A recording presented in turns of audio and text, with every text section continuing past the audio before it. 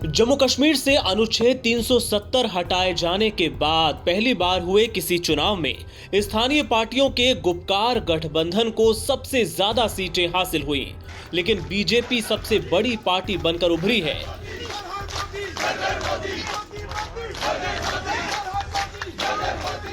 BJP को ज्यादा सीटें जम्मू में हासिल हुई, तो वहीं कश्मीर घाटी में गुपकार गठबंधन का दबदबा कायम रहा। हालांकि घाटी में बीजेपी का खाता खुलना भी काफी अहम माना जा रहा है। जिला विकास परिषद सदस्य के चुनाव में 280 सीटों के लिए मतदान हुआ था। इसमें गुपकार गठबंधन को 112 सीटें मिली हैं, जबकि बीजेपी 74 सीटों के साथ सबसे बड़ी पार्टी बनकर उभरी। इसके अलावा अपनी पार्टी को 12 सीटों पर जीत मिली, तो वहीं कांग्रेस 26 सीटें जीतकर तीसरे नंबर पर रही। सबसे ज्यादा फायदे में रहे निर्दलीय, जो 49 सीटें जीतने में कामयाब रहे और कई जिलों में वो किंग मेकर की भूमिका निभा सकते हैं। वैसे तो जम्मू इलाके में बीजेपी का दबदबा पहले से ही रहा है, लेकिन मुस्लिम बहुल इलाके कश्मीर में पार्टी ने पहली बार एंट्री ली है। जिला परिषद चुनाव में बीजेपी को कश्मीर की 3 सीटों पर जीत हासिल हुई। बीजेपी ने श्रीनगर, पुलवामा और बांदीपोरा में 3 सीटें जीती।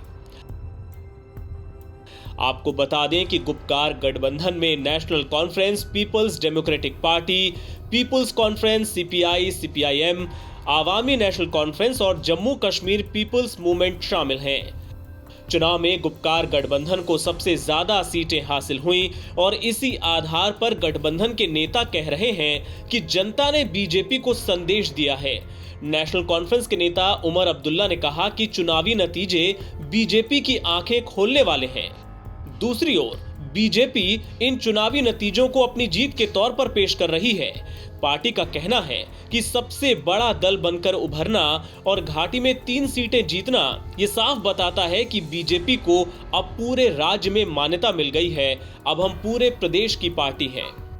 जहां तक भारतीय जनता पार्टी का सवाल है, इसमें कोई शक नहीं कि सबसे बड़ा राजनीतिक दल उभर करके ये आया है, क्योंकि ये सारी पार्टियां चाहे अपने आप को अलायंस कहें, बल्कि लेकिन कागजों पर औपचारिक तौर पर ये अलग अलग अपने नाम से इन्होंने पार्टियों ने इलेक्शन लड़ा है, चाहे वो नेशनल कॉन्फ्रेंस है, चाहे वो कांग्रेस है, चाहे वो पीडीपी है। इसके अतिरिक्त एक बहुत बड़ी उपलब्धि जो मुझे देखने को मिल रही है कि भारतीय जनता पार्टी ने पूरे के पूरे क्षेत्र में, जम्मू कश्मीर में, अपना एक पैन जम्मू कश्मीर उपस्थिति दर्ज करवाई, स्वीकृति दर्ज करवाई, मान्यता दर्ज करवाई।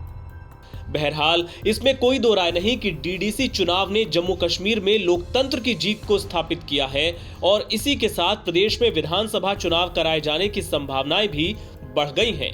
प्रदेश की जनता अब अपनी सरकार चुनने को तैयार नजर आती है। एनबीटी ऑनलाइन की रिपोर्ट।